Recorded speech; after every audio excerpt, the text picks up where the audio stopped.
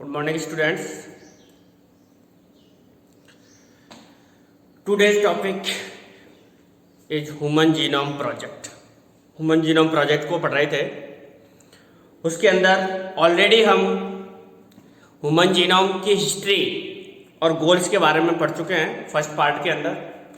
और आज का जो हमारा टॉपिक है उसी को हमने कंटिन्यूस किया है ह्यूमन जीनोम प्रोजेक्ट को।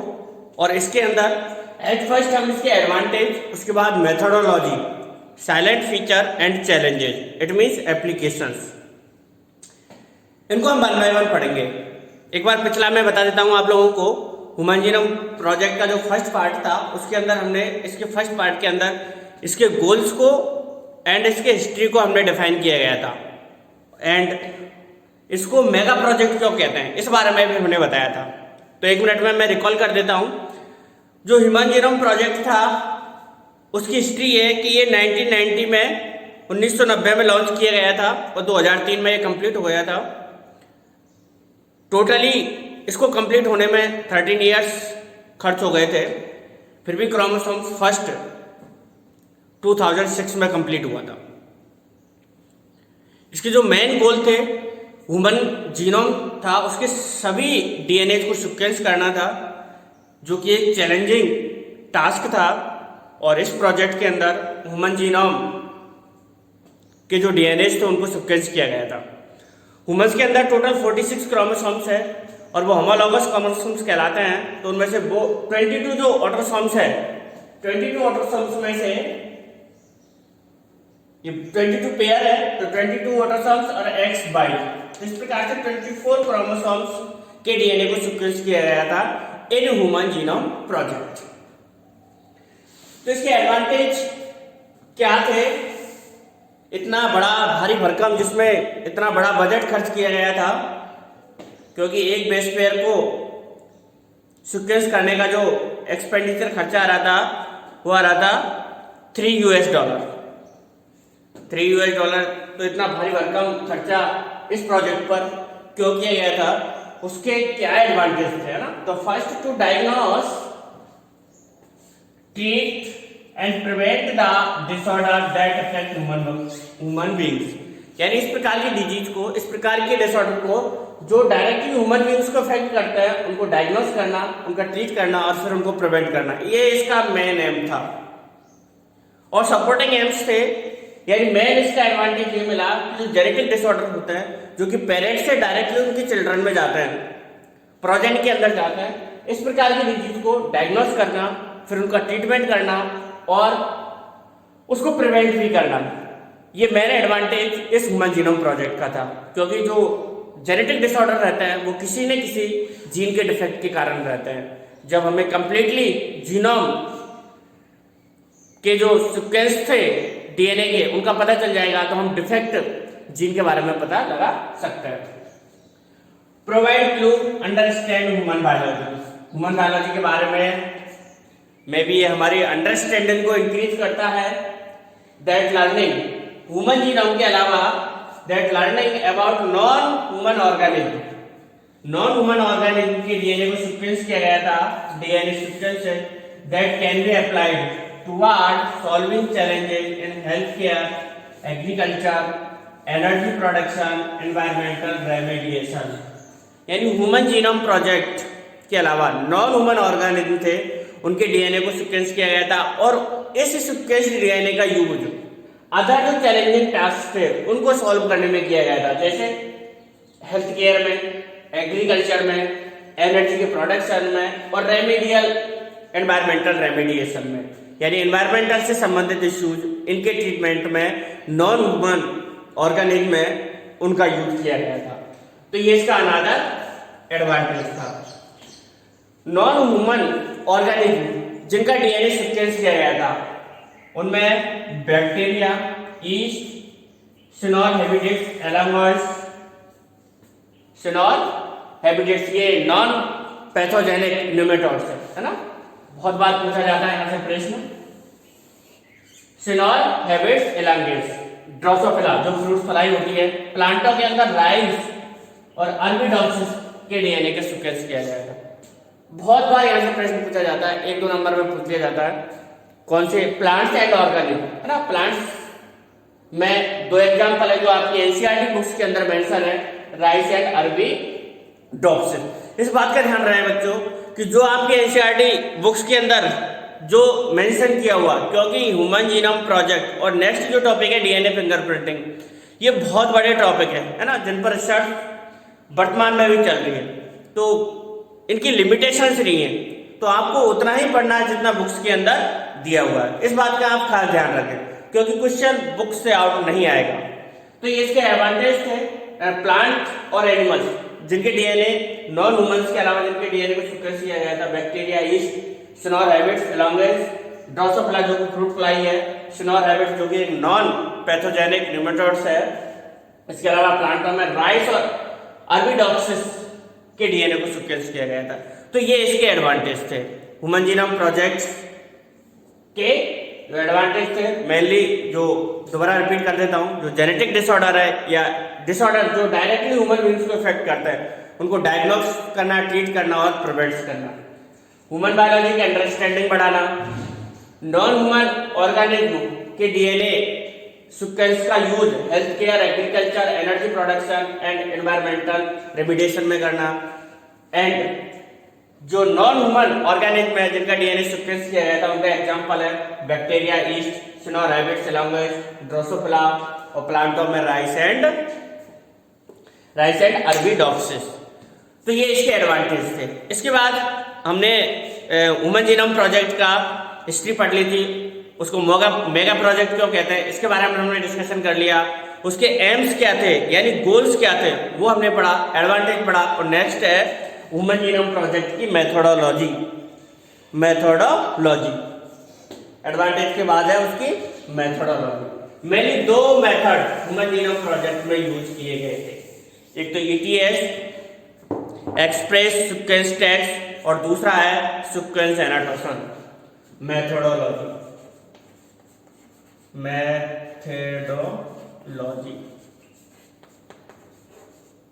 Of human genome project. तो दो मेन मेथड जो कि ह्यूमन जीनोम प्रोजेक्ट में यूज किए गए थे, फर्स्ट है ETS एक्सप्रेस सीक्वेंस टैग और अनदर है सीक्वेंस एनाटोशन। और जो मेथड यहां पर यूज किया गया था वो था सीक्वेंस एनाटोशन।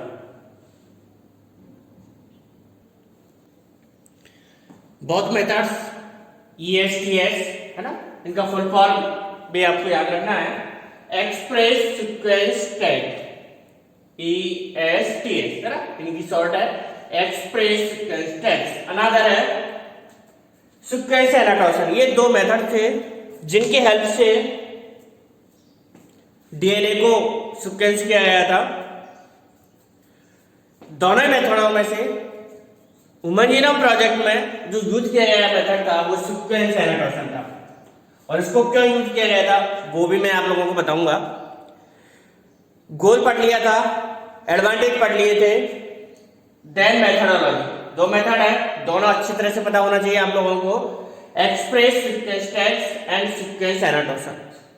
डायरेक्टली प्रश्न आता है सीधा सीधा और इनका फुल फॉर्म भी पूछ लिया जाता है ना। तो first is express sequence tag and sequence annotation. दोनों में डिफरेंस क्या है वो भी बताऊंगा। डीएनए को सीक्वेंस कैसे किया जाता है ना। एट फर्स्ट किसी भी ऑर्गेनिज्म का या ह्यूमन का डीएनए है उसको सबसे पहले आइसोलेटेड किया जाएगा। आइसोलेटेड करने के बाद उसके स्मॉल पीस के अंदर लॉन्ग पॉलीमर होता है डीएनए का, इस लॉन्ग पॉलीमर को स्मॉल पीस के अंदर ब्रेक डाउन किया जाएगा। ये लॉन्ग पॉलीमर है, फिर इसको स्मॉल पीस के अंदर ब्रेक डाउन किया जाएगा with the help of restriction endonuclease enzyme. Small piece के अंदर जब इसको ब्रेक डाउन किया जाएगा फिर इसकी बहुत सारी कॉपीज तैयार की जाएंगी होस्ट की सहायता से, जहां हम यहाँ पर कॉपी करने के लिए जो वेक्टर यूज लेते हैं, वेक्टर बाईएसी और बीएसी को यूज लेते हैं, और ईस्ट और बैक्टीरिया ये होस्ट के रूप में यूज लेते हैं ना। ये अपना ईस्ट आर्टिफिशियल क्रोमोसोम्स और बैक्टीरियल आर्टिफिशियल क्रोमोसोम्स है ना। अनदर दोबारा से समझिएगा, जब हम किसी डीएनए को सीक्वेंस करते हैं एट फर्स्ट उसको किसी भी सेल्स के अंदर से आइसोलेटेड करते हैं, ये सेल है, इसके अंदर से हमने डीएनए को आइसोलेटेड कर दिया। आइसोलेटेड करने के बाद ये लॉन्ग पॉलीमर होता है डीएनए का, फिर इसको स्मॉल पीस के अंदर ब्रेक डाउन करते हैं with the help of restriction endonuclease enzyme. इसको मॉलिक्यूलर सीजर्स कहते हैं। हम बायोटेक्नोलॉजी का जो चैप्टर पढ़ेंगे नेक्स्ट, उसके अंदर ये डिटेल से आएगा 11 और 12 के अंदर रेस्टिकेशन एंडोन्यूक्लियेज एंजाइम। आप तो बस यहाँ पर इतना सा ही याद रख लीजिएगा कि इसको ब्रेक डाउन करने के लिए जो एंजाइम यूज लिया जाता है वो है रेस्टिकेशन एंडोन्यूक्लियेज एंजाइम। इसको मॉलिक्यूलर सीजर्स के नाम से जाना जाता है। स्मॉल पीस के अंदर जब ये ब्रेक डाउन हो गया तो इनकी बहुत सारी कॉपियों की हमें आवश्यकता होती है। तो ईस्ट और बैक्टीरिया दोनों में से कोई सा भी हम यूज में ले सकते हैं। इनकी हेल्प से इसकी बहुत सारी कॉपियां तैयार की जाती है। कॉपियां तैयार करने के लिए अब ये वेक्टर है इस सेल के अंदर, ये डीएनए है, और इसको जब ईस्ट के अंदर सपोज पहुंचाया जाएगा वेस्ट के अंदर, तब हमें वेक्टर की जरूरत पड़ेगी। और वेक्टर के रूप में हम अगर ईस्ट हमने यूज लिया तो ईस्ट आर्टिफिशियल क्रोमोसोम्स को हम यूज में लेंगे। इस वेक्टर की सहायता से इस डीएनए को अनदर होस्ट के अंदर ट्रांसफर कर सकते हैं। फिर इस होस्ट के अंदर इसकी बहुत सारी कॉपियां तैयार होती है। फिर लास्ट में फाइनली ये जो कॉपी या क्लोन जो डीएनए हमें ऑब्टेंड हुआ है, इसको फ्रेडरिक, साइंटिस्ट का नाम है फ्रेडरिक सेंगर, उन्होंने मेथड डेवलप किया था इसको सीक्वेंस करने का। उसकी सहायता से इसको सीक्वेंस किया जाता है। तो ये पूरी डिटेल है, तो इसको हम अभी 1 बाय 1 पढ़ते हैं। यहाँ पर 2 मेथड्स मेंशन किए हुए हैं, express sequence tag and sequence annotation. Express sequence tag के अंदर सिर्फ उन्हीं जीन को आइडेंटिफाई किया जाता है जो कि एमआरएनए को कोड करते हैं, एक्सप्रेस्ड एज आरएनए या एमआरएनए, है ना। इस मेथड के अंदर to identify all gene that are expressed as RNA, यानी वही जीनों को हम कोड करते हैं जो सिर्फ आरएनए को कोड करते हैं, इट मींस प्रोटीन का फॉर्मेशन करते हैं। इन मेथड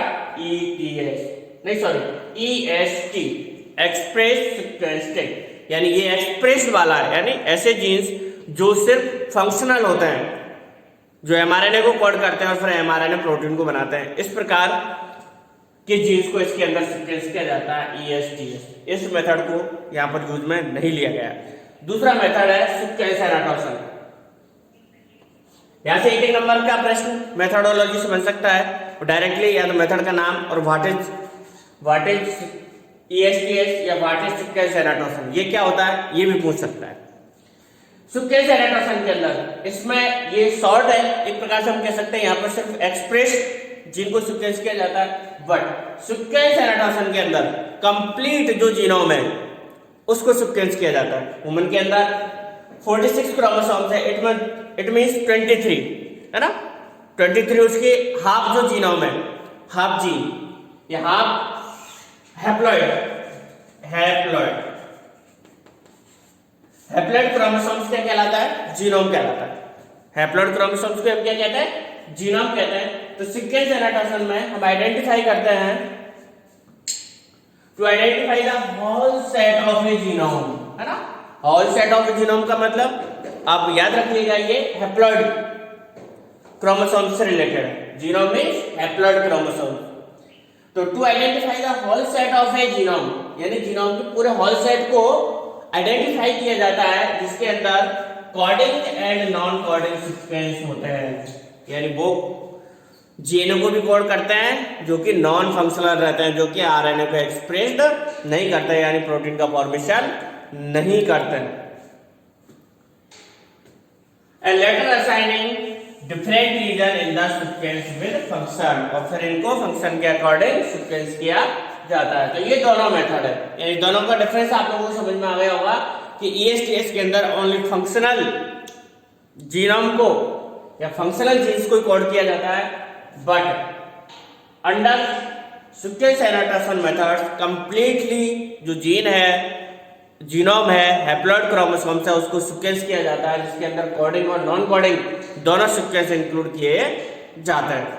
ये कंप्लीट जीनोम हो गया जिसको सीक्वेंस किया गया था, और इसी मेथड का यूज ह्यूमन जीनोम प्रोजेक्ट के अंदर किया गया था। तो ये कंप्लीटली एनसीईआरटी के अकॉर्डिंग है, दोनों मेथड्स हो गए। अब इसके बाद इसको सीक्वेंसिंग कैसे करते हैं वो है मेन चीज, है ना। ये दोनों मेथड हो गए जिनको हम सीक्वेंस एनोटेशन को इस ह्यूमन जीनोम प्रोजेक्ट में जिसका यूज किया गया था। फॉर सीक्वेंसिंग, सीक्वेंसिंग का अभी मैंने बताया था कि हम सीक्वेंसिंग कैसे करते हैं। किसी भी सेल से जो जीनोम है उसको आइसोलेटेड करते हैं, आइसोलेटेड करने के बाद उसको ब्रेक डाउन किया जाता है स्मॉल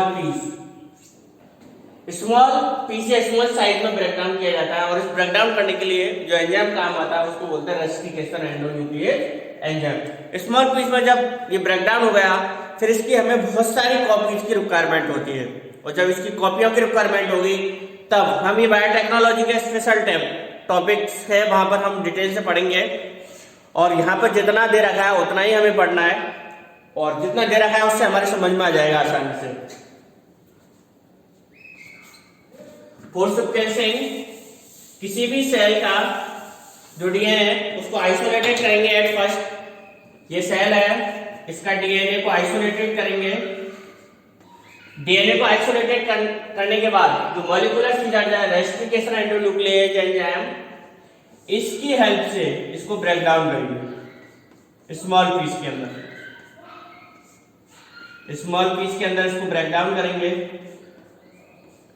ब्रेक डाउन करने के बाद इसके बहुत सारे पीस हमें ऑब्टेन हो गए, लेकिन हमें इससे भी कहीं ज्यादा इनके कॉपीज की आवश्यकता होगी।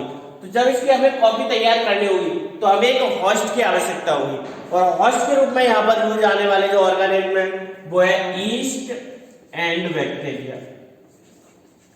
ईस्ट एंड बैक्टीरिया इनको हम इसलिए यूज करते हैं क्योंकि ये बहुत ही जल्दी, बैक्टीरिया तो 20 मिनट्स के बाद ही अपनी कॉपी तैयार कर लेता है, इसलिए इनको हम यूज में फर्स्ट के रूप में तैयार करते हैं क्योंकि बहुत सारी कॉपियां हमें बहुत जल्दी तैयार हो जाएगी। बट लेकिन ये जो स्मॉलर साइज के डीएनए पीस है इनको होस्ट तक लाने के लिए हमें एक मीडियम की आवश्यकता होगी जिसे क्या कहा जाता है, वेक्टर। इस बात को अच्छे तरीके से समझ लो। यानी ये सेल है बैक्टीरियल सेल, बैक्टीरियल सेल है, ये बैक्टीरियल सेल जो बैक्टीरिया है इट इज बैक्टीरिया। तो ये जो स्मॉल डीएनए पीस है इनको इस बैक्टीरिया तक लाने के लिए एक वेक्टर की आवश्यकता होगी, और उस वेक्टर को कहेंगे हम, अब बैक्टीरिया है तो बैक्टीरियल आर्टिफिशियल क्रोमोसोम। अगर ईस्ट को काम में लेते तो ईस्ट आर्टिफिशियल क्रोमोसोम। तो ये प्रोसीजर समझ में आ गया। इसके बाद देन इसकी बहुत सारी कॉपियां तैयार हो गई। फ्रेडरिक सेंगर का जो मेथड है उसकी सहायता से फिर हम इनको सीक्वेंस करते हैं। उन्होंने ओवरलैपिंग मेथड को यूज करते हुए इनके डीएनए को सीक्वेंस किया गया था। देन एक बार फिर रिपीट कर देता हूं, इन दोनों मेथडों की सहायता से जब इस डीएनए को सीक्वेंस करते हैं तो एट फर्स्ट डीएनए को आइसोलेटेड करते हैं। आइसोलेटेड करने के बाद उसको ब्रेक डाउन करते हैं। ब्रेक डाउन करने के लिए जो एंजाइम यूज लिया जाता है उसको कहते हैं rustication endonuclease enzyme. Restriction endonuclease enzyme की हेल्प से इस डीएनए के बहुत सारे पीस स्मॉलर साइज के हमें ऑब्टेन हो गए। अब in small piece of DNA की बहुत सारी कॉपी प्राप्त करने के लिए इसको होस्ट के अंदर ट्रांसफर किया जाता है। होस्ट के रूप में जो ऑर्गेनिज्म यहाँ पर यूज लिए जाते हैं वो ईस्ट एंड क्रोमोसोम्स है। इनकी फुल फॉर्म भी आप लोगों को पता होना चाहिए। वेक्टर्स की फुल फॉर्म, ईस्ट को अगर यूज में लेते हैं तो ईस्ट आर्टिफिशियल क्रोमोसोम्स, और बैक्टीरिया को यूज में लेते हैं तो bacterial artificial chromosome.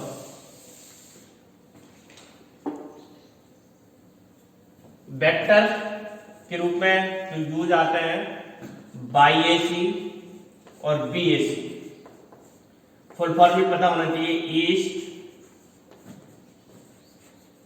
Artificial chromosome.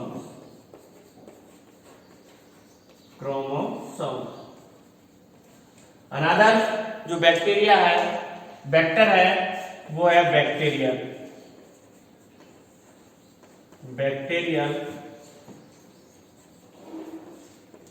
Artificial chromosome. That is clear.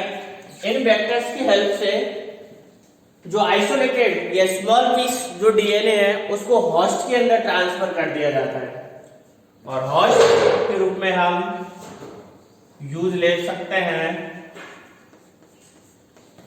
East and bacteria दोनों, ईस्ट एंड बैक्टीरिया,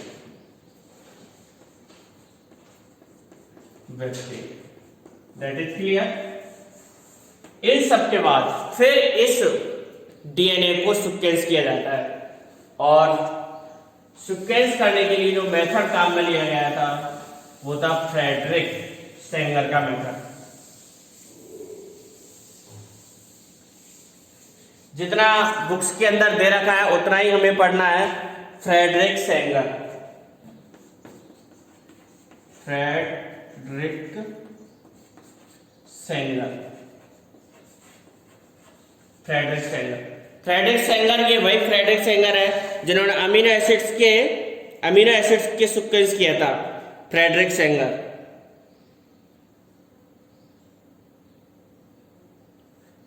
ये वही फ्रेडरिक सेंगर है जिन्होंने प्रोटीन के अमीनो एसिड्स को भी सीक्वेंस किया गया था। इन्होंने जो डीएनए के ओवरलैपिंग बेस पेयर होते हैं उनकी हेल्प से डीएनए को सीक्वेंस किया गया था। तो इस प्रकार से हम डीएनए का सीक्वेंस करते हैं। दोनों मेथड हो गए थे, एक्सप्रेस सीक्वेंस टैग और सीक्वेंस एनाटोसन। सीक्वेंस किस प्रकार से करते हैं? सबसे पहले डीएनए का आइसोलेटेड करते हैं, आइसोलेटेड करने के बाद उसके स्मॉल साइज के पीस ऑब्टेन करते हैं with the help of a restriction endonuclease enzyme. Restriction endonuclease enzyme are also called molecular scissors. Then with the help of a vector की हेल्प से इनको ट्रांसफर करते हैं होस्ट में, और वहां पर स्मॉल साइज के डीएनए की बहुत सारी कॉपियां हमें प्राप्त होती है।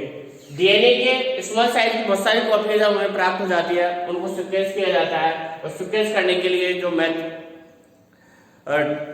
मेथड काम में लिया गया था वो फ्रेडरिक सेंगर का मेथड काम में लिया गया था।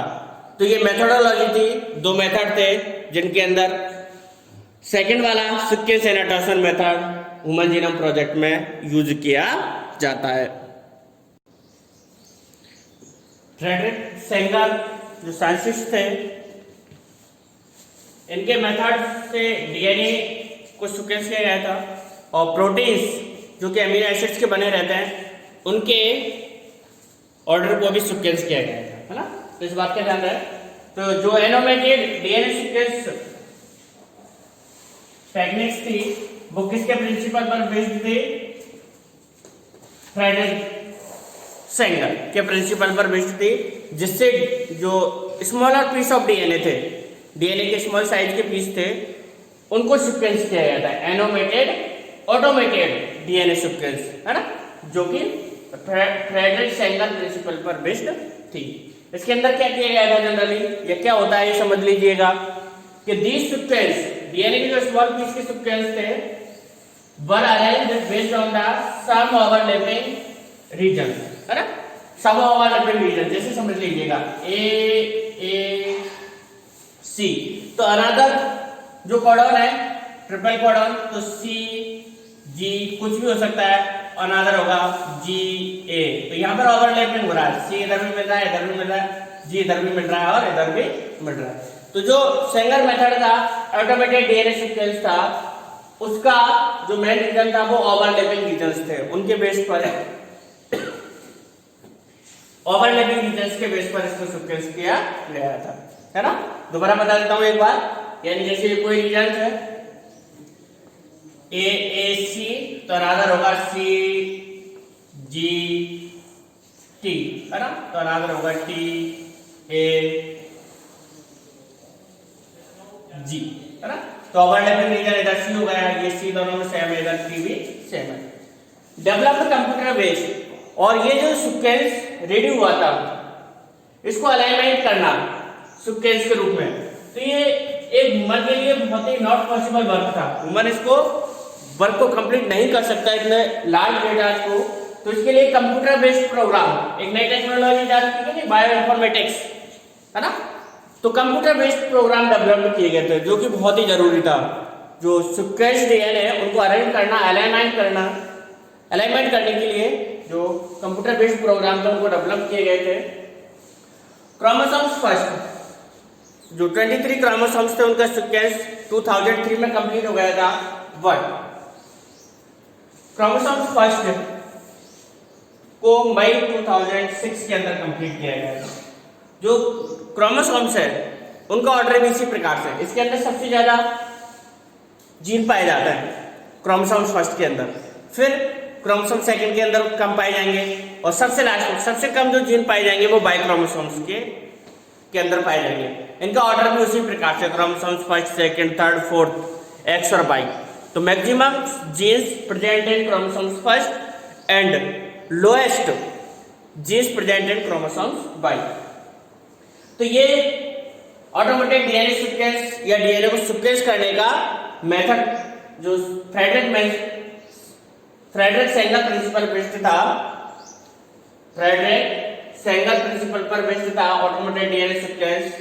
उसके बाद जो सीक्वेंस डीएनए उसका अनदर जो चैलेंजिंग टास्क था वो ये था कि फाइनली इसका जेनेटिक मैप रेडी करना। The genetic and physical map of the gene were constructed by collecting information repetitive DNA, जो सीक्वेंस डीएनए है उसका physical and genetic map ready करना ये बहुत ही चैलेंजिंग टास्क था। किसकी इंफॉर्मेशन से? Repetitive DNA and DNA polymorphism based on the endonuclease recognisation site. दो टर्म आई है यहाँ पर, रेपिटेटिव डीएनए सीक्वेंस और डीएनए पॉलीमॉर्फिज्म। डीएनए फिंगरप्रिंटिंग पढ़ेंगे, वहां पर इन दोनों टर्मों के बारे में डिटेल से पढ़ेंगे। फिर भी यहाँ थोड़ा सा समझ लो कि रेपिटेटिव डीएनए यानी ऐसा सीक्वेंस जो बार बार रिपीट हो रहा है। जैसे कोई सीक्वेंस है ATG, तो ATG ये बार बार रिपीट हो रहा है, क्योंकि जब हम डीएनए के सीक्वेंस करने के बाद हम देखेंगे कि 99.9% जो डीएनए है वो ऑल ऑर्गेनिज्म के अंदर सिमिलर रहता है, सभी के अंदर सिमिलर रहता है, बट 0.1% डीएनए इज डिफरेंट। वो डिफरेंट ही इंडिविजुअल्स की आइडेंटिटी करवाने के लिए या पहचान करवाने के लिए रेस्पॉन्सिबल रहता है। तो रेपिटेटिव डीएनए यानी उसमें कोई भी एक पार्ट लगातार रिपीट होता है। एंड डीएनए पॉलीमॉर्फिज्म, और कोई पॉलीमॉर्फिज्म का मतलब डिफरेंशिएशन, यानी मैंने बताया था 99.9% डीएनए और जो डीएनए सीक्वेंस करेंगे तो 99.9% जो डीएनए वो सिमिलर रहता है, बट 0.1% डीएनए है डिफरेंस, और यही 0.1% डीएनए पॉलीमॉर्फिज्म के लिए रेस्पॉन्सिबल है, यानी डिफरेंशिएशन के लिए, आइडेंटिटी के लिए, अंतर करने के लिए रेस्पॉन्सिबल है। तो ये डीएनए की मेथोडोलॉजी थी। डीएनए के दो मेथड हमने पढ़े थे, ह्यूमन जीनोम प्रोजेक्ट को सीक्वेंस, डीएनए को सीक्वेंस करने के लिए ह्यूमन जीनोम प्रोजेक्ट में express sequence tag and sequence annotation. तो इंपॉर्टेंट जो सीक्वेंस एनाटोशन था जिसमें कोडिंग और नॉन कोडिंग जीन को इंक्लूड किया जाता है। सीक्वेंस करने के लिए एट फर्स्ट हम डीएनए को सेपरेट करता है, आइसोलेटेड करता है with the help of restriction endonuclease enzyme. उसके बहुत सारे स्मॉलर पीस बनाए जाते हैं, फिर इन स्मॉलर पीस को होस्ट की सहायता से इनकी कॉपी तैयार की जाती है, और होस्ट तक पहुंचाने के लिए वेक्टर यूज लिए जाते हैं, बाईएसी और बीएसी, बाईएसी ईस्ट और बीएसी बैक्टीरियल वाला। देन इनको सीक्वेंस करने के लिए फ्रेडरिक सेंगर ने ऑटोमेटेड डीएनए सीक्वेंस को यूज में लिया, जो कि फ्रेडरिक सेंगर प्रिंसिपल पर बेस्ड टेक्निक्स थी। इसके अंदर क्या करता है कि जो ओवरलैपिंग बेसेज है उनकी हेल्प से डीएनए को सीक्वेंस किया जाता है। डीएनए के जब सीक्वेंस किया जाएगा तो उनको सीक्वेंस करना ह्यूमन के लिए, उनके डाटा को एनालिसिस करना टिपिकल या नॉट पॉसिबल वर्क है। तो इसके लिए कंप्यूटर बेस्ड प्रोग्राम डेवलप किए गए थे। बायोइन्फॉर्मेटिक्स टेक्नोलॉजी का, जिसका हमने एम्स के अंदर या पहले उसका जिसका वर्णन पढ़ा था। देन नेक्स्ट जो इसका डीएनए को सीक्वेंस करने के बाद इसके फिजिकल और जेनेटिक मैप रेडी करना अनदर चैलेंजिंग टास्क था इसका।